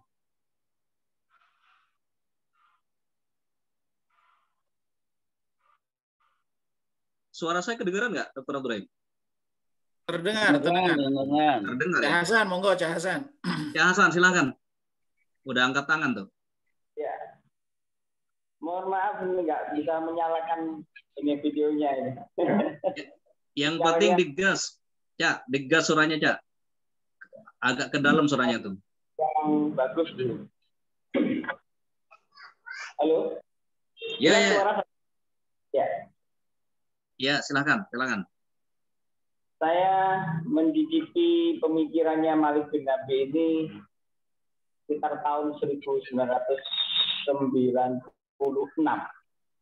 Waktu itu yang menyampaikan itu Pak Anies Mata dalam satu forum paket kajian ilmu sosial aktif di Surabaya, yang mengatakan waktu itu adalah Ikram Siasah wal Munasoroh tahun 1996.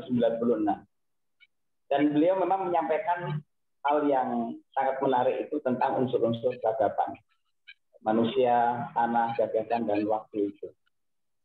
Sebenarnya kalau kita cermati, 3 unsur peradaban yang kemudian diikat dengan unsur keempat yaitu gagasan itu adalah unsur-unsur yang umum, yang jamak di dalam ilmu sosial sebenarnya. Kalau kita syarat-syarat pembentukan sebuah negara itu yaitu gitu. Sebuah negara itu harus ada penduduk, harus ada wilayah, harus ada sistem yang mengikatnya, ya. Dan kemudian ditambahkan lagi kalau di dalam negara itu kan pengakuan dari negara yang lain. Jadi sebenarnya apa yang ditulis oleh Malik bin Nabi tentang unsur-unsur peradaban ini sesuatu yang sudah jamak di umum di dalam ilmu sosial tentang pembentukan sebuah entitas negara itu seperti itu. Hanya yang perlu yang menurut saya ini justru menjadi pikiran kita ya. Jadi kenapa kemudian Malik bin Nabi itu mengungkap kembali sebuah unsur-unsur itu? Ini yang harus menjadi perhatian kita, bahwa ketika kita ingin bangkit, maka ini yang harus kita perhatikan. Ini yang harus menjadi perhatian kita bersama itu. Kalau kita sudah membentuk manusianya, ya, maka kemudian yang terlebih lagi adalah bagaimana penguasaan kita terhadap konteks di mana kita berada. Yang sebagaimana kemarin juga saya sampaikan bicara tentang masyarakat Jawa itu, ya, selama ini kan kalangan pergerakan itu mereka mampu menguasai teks, mampu membentuk manusianya, tetapi lemah dalam kemampuan penguasaan terhadap konteks di mana dia berada. Bagaimana dia harus ibaratnya membumikan gagasan-gagasan itu. Bagaimana dia harus menempatkan manusia yang sudah di kadernya itu agar dia bisa berinteraksi dengan bumi, dengan tanah di mana dia berada dan membumikan gagasan-gagasan itu. Itu yang terpenting yang seharusnya menjadi sebuah perhatian kita bersama. Ya. Penguasaan tentang tanah, penguasaan tentang wilayah itu yang menjadi perhatian kita. Kemudian yang kedua tentang tahapan-tahapan dari peradaban. Menurut saya apa yang disampaikan oleh Malik bin Nabi itu rasanya kok sederhana sekali. Bahwa tahapan itu ada tahapan ruh, kemudian akal, dan kemudian ada tahapan waris, tahapan insting. Jangan sampai ini kemudian dijadikan legitimasi bahwa pada saat tahapan kebangkitan itu kita nggak perlu berpikir, yang penting semangat saja. Gitu. Ini kan tahapan ruh. Yang penting semangatnya, yang penting itu. Kemudian mengesampingkan yang namanya akal. Gitu. Menurut saya dalam setiap tahapan itu ketiga-tiganya tetap ada. Hanya saja mungkin memang porsinya saja yang kemudian akan mengedepankan di awal, di tahapan awal itu semangat, sisi spiritualitas, dan kemudian pada tahapan berikutnya itu adalah akal dan berikutnya adalah insting. Jadi jangan sampai kemudian tahapan-tahapan ini kemudian dianggap sebagai suatu batasan yang takut, sehingga ketika kita proses kebangkitan itu nggak perlu yang namanya akal, nggak begitu, tetapi tetap dalam proses awal kebangkitan itu ruh itu tetap harus didampingi oleh akal. Nah, khawatirnya adalah kita menganggap saat ini kita masih tahap kebangkitan, kita nggak butuh akal, gitu. Atau sebaliknya pada saat tahap pembangunan itu, kemudian kita mengesampingkan sisi spiritualitas, itu yang kita tidak kehendaki. Nah, ini mungkin fenomena yang ada di kalangan pergerakan kita juga, bahwa kita merasa saat ini kita masih berada pada tahapan awal itu, sehingga semangat itu menjadi utama. Kita tidak butuh orang cerdas, yang kita butuhkan adalah orang yang bersemangat, yang kita butuhkan adalah orang yang berkomitmen, orang yang taat dan sebagainya. Sementara sisi-sisi kecerdasan itu yang itu berkaitan dengan akal kurang kita apresiasi di dalam proses pergerakan kita. Saya kira itu sebagai satu. Oke, Kang Hasan, luar biasa tanggapannya ya. Selanjutnya siapa, nggak ada yang angkat tangan lagi nih? Mungkin Pak tanya Jafar. boleh. Mau tanya boleh. Buya Yahya hadir. Siapa yang mau bertanya tadi? Anak-anak. Oh, Boleh, ya boleh. silakan. Boleh Ada silakan. perdebatan antara Islam peradaban dan peradaban. Islam itu bukan peradaban, itu kan ada perdebatan gitu ya antara Said Qutb dan itu tidak setuju dengan Malik bin Nabi. Itu mungkin dijelaskan masalahnya di mana gitu. Malik bin Nabi katanya nggak setuju Islam itu sebagai peradaban gitu. Tolong itu gimana itu? Saya belum paham itu maksudnya. Nanti kita kaji lagi nih. Ya, baik. Terima kasih Khairul Hadi dari Jember. Yang mau sudah angkat tangan ini, silahkan Pak Gunawan. Pak Gunawan dari Bali.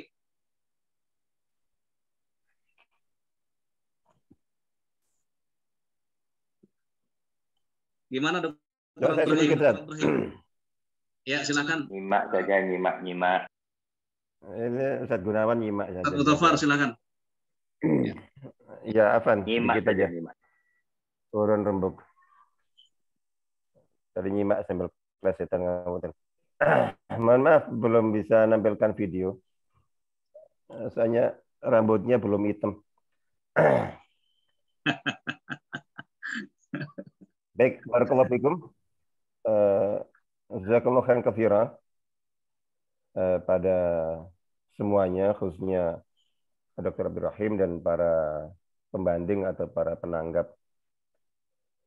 Yang paling inti dan utama itu adalah bahwa saya selalu tekankan forum kita ini adalah forum untuk asah pemikiran.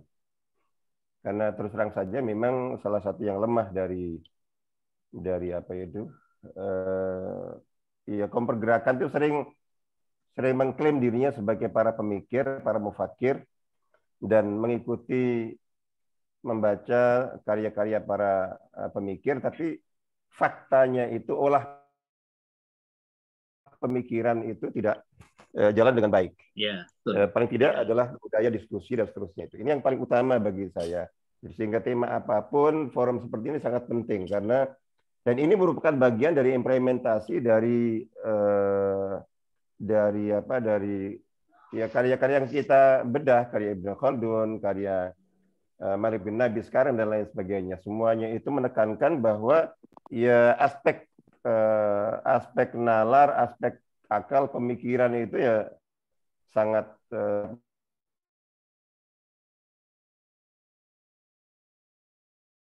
Ibnu Khalil dan sebagainya, insya Allah gitu.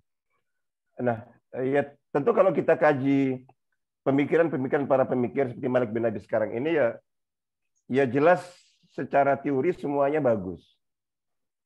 Jadi semuanya bagus. Tinggal mungkin seperti Ustaz Cak Hasan menyampaikan, kok terus sederhana. Itu kan belum tentu. Ya tadi kan Dr. Abdul Rahim mencoba untuk merangkum kan. Mungkin dalam penjelasan di berbagai buku ya tentu ada kembangannya yang sangat banyak. Tapi yang inti adalah masing-masing pemikir, masing-masing tokoh itu tentu ada fokus, ada titik-titik tekan yang beliau lebih tekankan. Tinggal bagaimana kita merangkumnya. Bagaimana kita bisa merangkainya dan menyambungkan antara satu dan yang lainnya.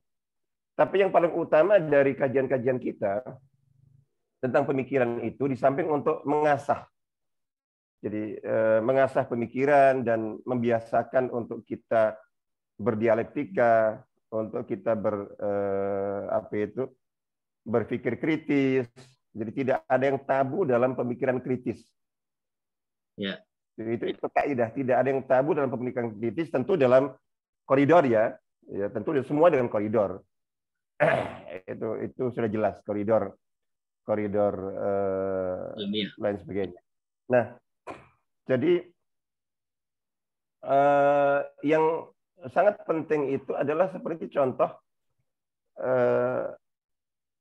pemikiran Malik bin Nabi. Sebelumnya pemikiran Ibnu Khaldun, dan mungkin nanti kita akan Badi'u Zaman An-Nursi dan lain sebagainya yang kita akan kaji. Itu sangat penting untuk kita mencoba untuk menemukan benang merah.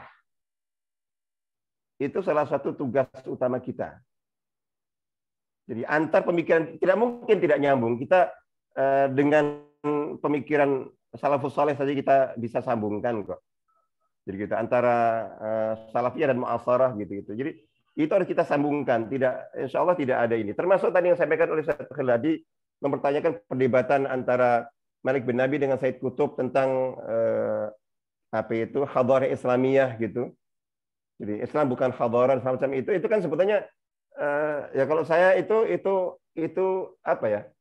Jadal nazari, khilaf lafzi aja. Jadi ya mungkin saya Qutb tidak setuju kalau tergantung definisi hadarah. Ya ketika hadarah didefinisikan sebagai produk manusia, Islam bukan hadarah kan gitu. Tapi Islam menciptakan hadarah. Jadi bagi yang mengatakan ada hadarah Islamiyah itu adalah hadarah ciptaan dari kaum muslimin yang berpijak pada Islam. Jadi gitu aja kan, kadang-kadang kita nggak perlu terlalu perdebatan yang serius sekali. Jadi kita harus mencoba untuk itu. Terus kemudian yang kedua, itu coba kita temukan seperti dalam pemikiran Malik bin Nabi, dan ini kan kalau dibanding dengan Ibnu Khaldun lebih dekat dengan kita. Ya di abad kita lah, insya Allah beliau begitu.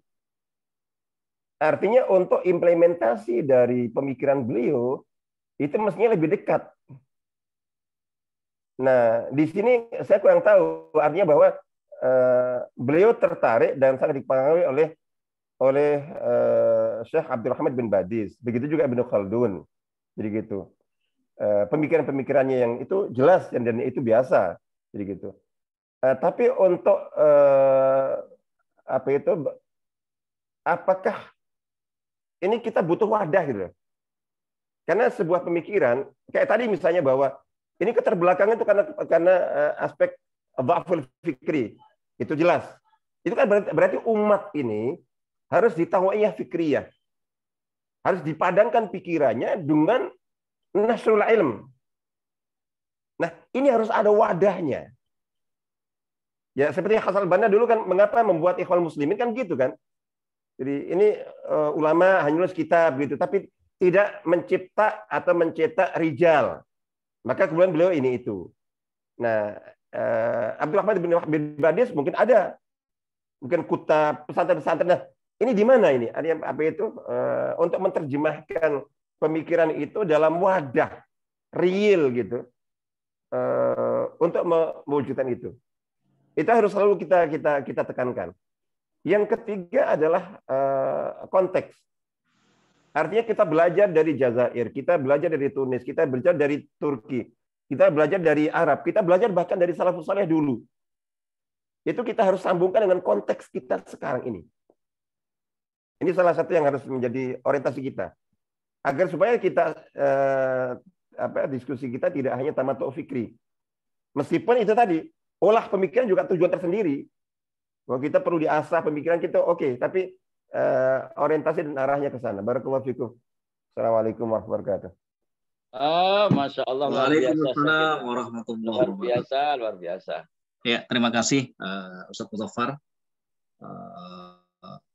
yang telah menyampaikan kepada kita ide yang sangat konstruktif bagi kita, bahwa forum ini adalah di samping bertujuan untuk sarana dialektika secara ilmiah, tapi juga perlu memikirkan bagaimana implementasi mencari benang merah dari berbagai macam pemikiran tokoh-tokoh yang ada di dunia, ya, baik itu di negara kita sendiri atau bahkan dari negara-negara yang lain yang punya relevansi dengan kita semuanya.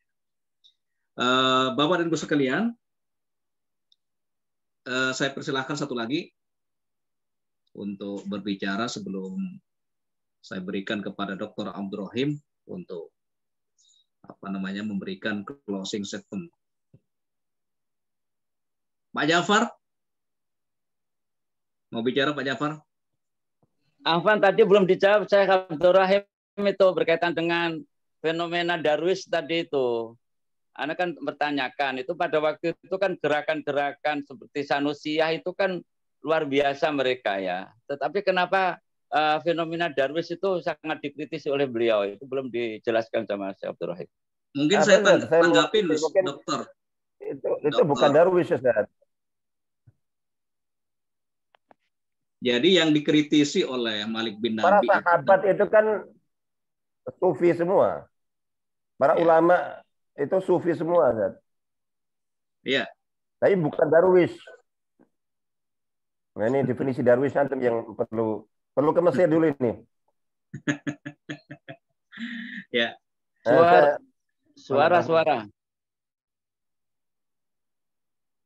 Jadi yang dikritisi oleh Malik bin Nabi itu adalah al-gulu ya. Gulu dalam tasawuf begitu. Artinya seolah-olah mursyid mereka itu adalah tidak bisa dikritisi, semuanya dianggap kebenaran, itu yang dikritisi. Tapi kalau kita berbicara di sisi yang lain, banyak juga para tokoh sufi yang menjadi pejuang-pejuang Islam begitu. Misalkan Mukhtar di Libya itu siapa namanya? Umar Mukhtar ya. Umar Mukhtar itu adalah seorang sufi ya. Artinya banyak tokoh-tokoh sufi yang berjuang untuk kemerdekaan negaranya, tapi yang dikritisi oleh Malik bin Nabi itu adalah konteksnya adalah sufi yang gulu. Ya. Sufi yang gulu begitu. Bukan sufi tarikat seperti biasa gitu. Begitu Pak Khroladi. Terus Atau Dr. Abdul Rahim ingin memberikan tanggapan, silakan. Iya, maksudnya yang di situ ada unsur takdis ya. Jadi maksudnya bukan semua gerakan tasawuf, tetapi adalah gerakan tasawuf yang negatif, yang sifatnya salbi ya. Yang dia itu mengkultuskan sebagaimana yang ada pada agama-agama yang lain. Ya, misalnya kalau sekarang ada, kalau konteks kita ya, yang apa itu wali majdzub ya, itu bisa jadi Darwis. betul. Gitulah kalau mungkin kita lihat konteksnya sekarang. Belum ke sana, Zat. Kalau itu sih itu terlalu puncaknya. Puncaknya. Jadi dua, Zat.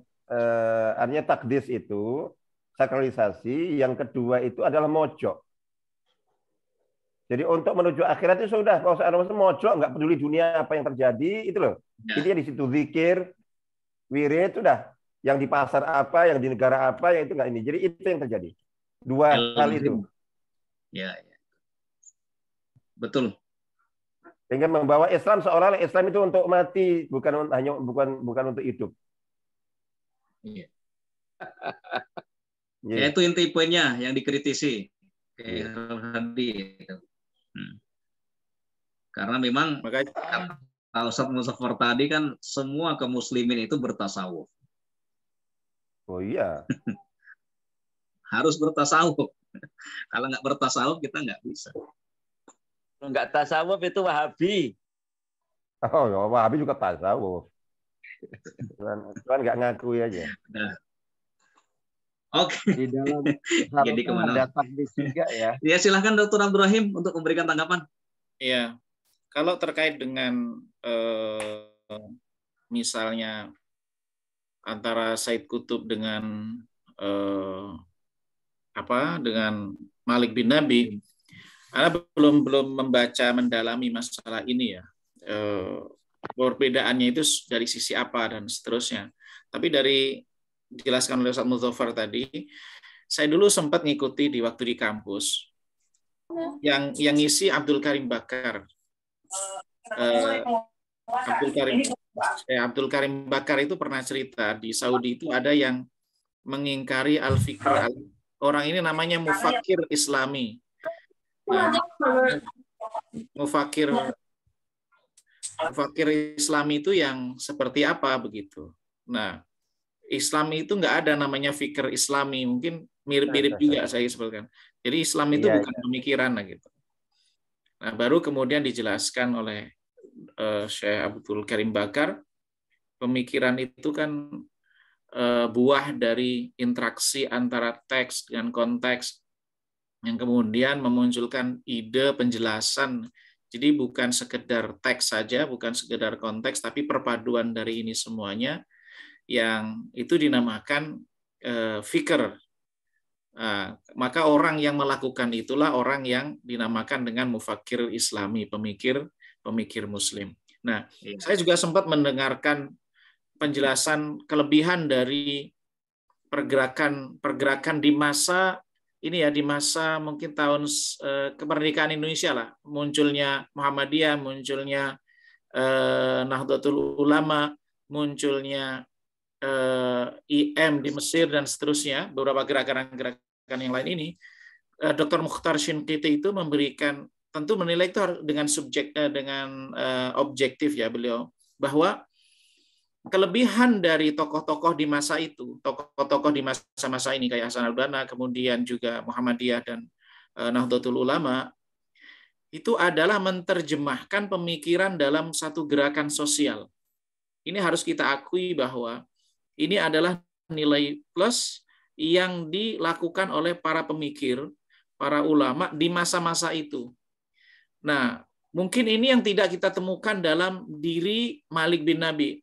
Nah, beliau yang itu setiap orang itu punya kelebihan dan memiliki kekurangan. Beliau merumuskan itu semuanya. Dan di antara kelebihan yang ada pada gerakan-gerakan Islam di Indonesia maupun di luar negeri, NU, Muhammadiyah dan yang lainnya, Persis dan seterusnya, menerjemahkan ide dan gagasan dalam satu gerakan sosial. Tentu ya memang dalam gerakan sosial itu nanti ada ekses positif negatif, kemudian ada misalnya situasi yang dari masa awal bersamaan dengan waktu terjadi kejumutan, yaitu memang realitas sosial yang terjadi, bahwa keabadian ini atau yang bertahan itu adalah agama, adalah Islam.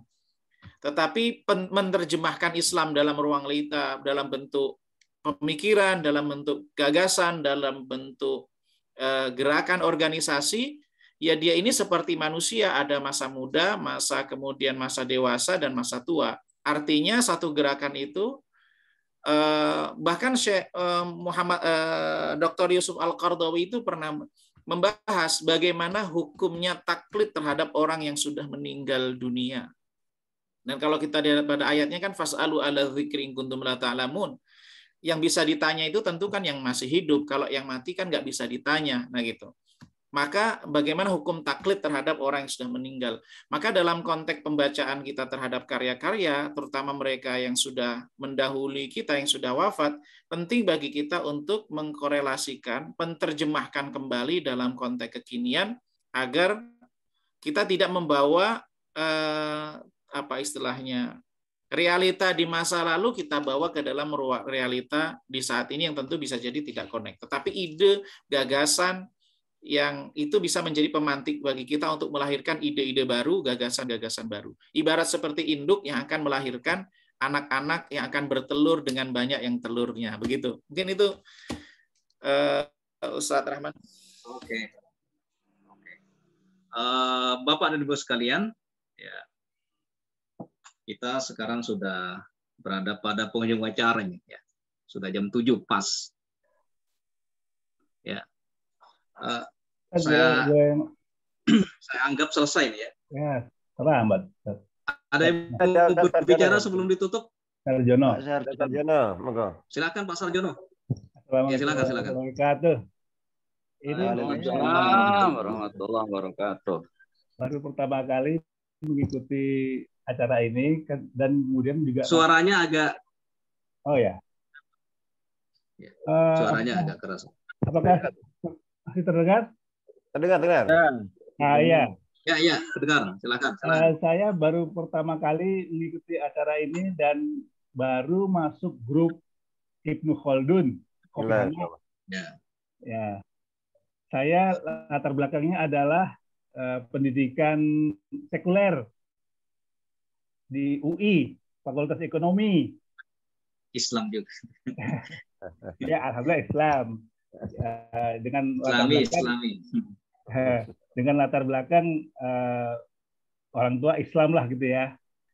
Kemudian dari mengenai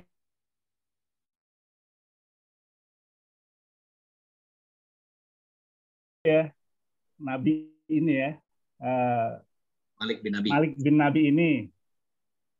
Tapi tadi saya mendengar mengenai adanya kata-kata kebangkitan umat lah gitu ya, yang Malik bin Nabi itu mengatakan akan muncul dari Indonesia.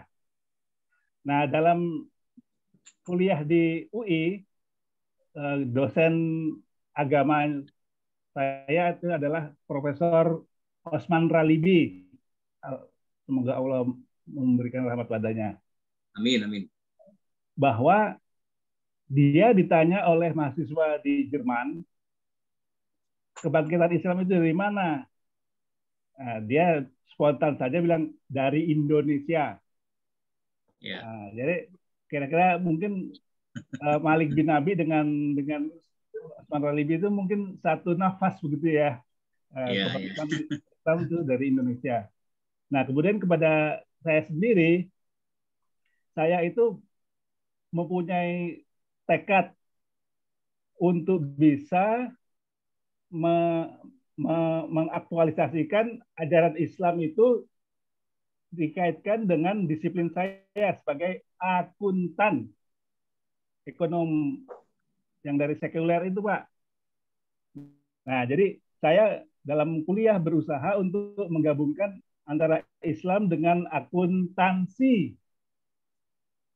Nah, ini mungkin pada suatu saat kita bisa, atau mungkin nanti dalam WAG Ibnu Khaldun Kopi Hangat ini kita bisa mendiskusikan itu. Mungkin itu yang bisa saya sumbang pikiran dalam kesempatan ini. Sekian. Wassalamualaikum warahmatullahi wabarakatuh. Waalaikumsalam. Ya. Waalaikumsalam Pak Haji Sarjono ya. Pak Sabar, pengen bicara Pak Sabar. Setuju. Pak Sabar mau bicara? Oh, enggak kelihatan. Boleh 2 menit saja. Tadi ditunggu-tunggu. Ya, silakan. Dari tunggu nih. Mohon izin, ya, silakan. Saya sejak SMP tahun 90-an itu mengoleksi karya Malik bin Nabi, baik berbahasa Inggris, saya bahasa Perancis. Soalnya tidak mengerti, lama-lama terpaksa kursus bahasa Perancis. Jadi agak sedikit paham tentang Malik bin Nabi. Dan sebenarnya kemunculan Malik bin Nabi itu menurut saya harus disinambungkan dengan pikiran Khaldun dan pikiran Ziago-Kalf di Turki. Jadi memang ada sosiolog yang saya pikir ini para sosiolog sebenarnya, apakah dia latar belakang teknik atau latar belakang santri. Saya pikir suaranya itu hilang, ya? Halo. Jelas. Jadi memang jelas kok. Iya, jadi memang suara Bang Sabar atau gimana? Atau sinyal saya yang bermasalah nih? Halo. Assalamualaikum. Halo, jelas? Di Surabaya jelas.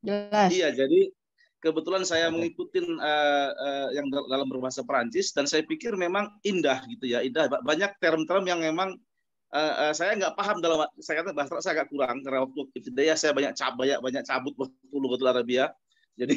Jadi terpaksa bahasa Perancis dan alhamdulillah saya pikir konteksnya waktu itu harus dibaca seperti kita membaca Khaldun, seperti kita membaca Ziago-Kalf di Turki. Hari ini mau tidak mau, bahkan tuh ada pengakuan dari Erdogan bagaimana dia belajar Ziago-Kalf. Kemudian Nursi juga. Jadi saya pikir membaca Khaldun itu dalam masanya. Nah, cuman dalam bahasa teknik ada namanya similarita menurut saya.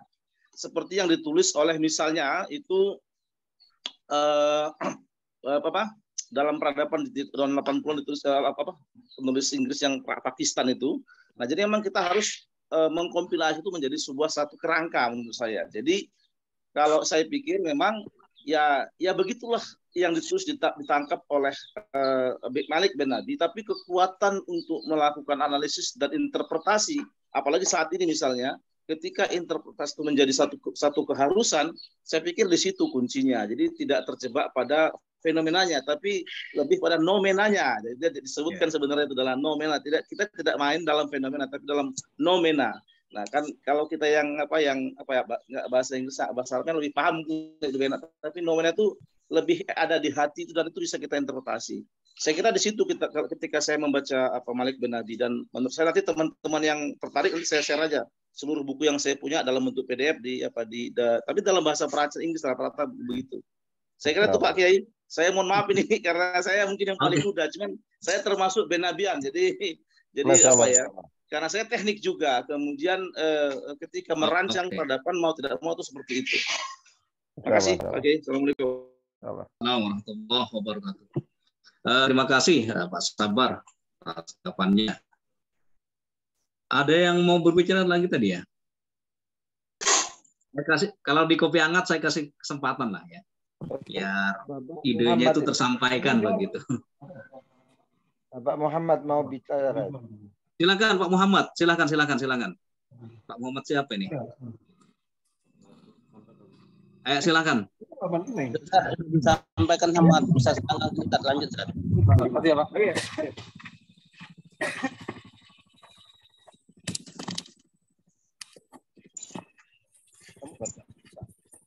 Muhammad. Lanjut udah kita ke warung masak sabar setanggang. Yang mau bicara siapa? Dr. Abdul Rahim tadi. Jawab insyaallah. Enggak ada suaranya. Enggak ada ya? Iya. Belum di unmute tuh Pak Muhammad. Pak Muhammad silakan Pak Muhammad. Pak Muhammad apa awalus? Assalamualaikum. Waalaikumsalam. Halo, Bapak Muhammad, silakan. Iya. Silakan, Pak Muhammad. Tadi. Halo ya, Ustaz. Iya, tadi sudah sefrekuensi yang disampaikan sama Ustaz Sabar tadi aja. Mungkin itu aja Ustaz Sabar setanggang, jadi nggak bertanya lagi. Oke. Ya, terima kasih Pak Muhammad. Intinya kopi hangat ini setiap ide, gagasan kita fasilitasi, jangan sampai tertahan dalam pikiran itu. Oke. Ya. Jerawat. Bapak dan Ibu sekalian, ya terima kasih atas partisipasi aktif dalam diskusi kopi hangat ini. Kita sudah berada di penghujung acara dan insya Allah kita Kamis depan akan mendiskusikan tema yang tidak kalah menariknya insya Allah. Baik Bapak dan Ibu sekalian, kita akhiri diskusi ini dengan bacaan hamdalah. Alhamdulillahirabbil alamin. Subhanaka Allahumma wa bihamdika asyhadu an la ilaha illa anta astaghfiruka wa atubu ilaik. Assalamualaikum warahmatullahi wabarakatuh. Waalaikumsalam. Barakallahu fikum. Next time. Khairun katsira Ustaz Khairul Hadi. Ustaz Misman baru muncul ini. Iya, kerja itu sambil segala ditunggu gagasan-gagasannya ini dari Kalimantan ini belum muncul ini tadi. Yang Ustaz Khairul Hadi sampaikan tadi sudah luar biasa, mewakili semua kayaknya. Ayo kalau Masya Allah luar biasa. Allah. Waalaikumsalam warahmatullahi wabarakatuh. Assalamualaikum. Assalamualaikum warahmatullahi wabarakatuh. Juga pamit. Left.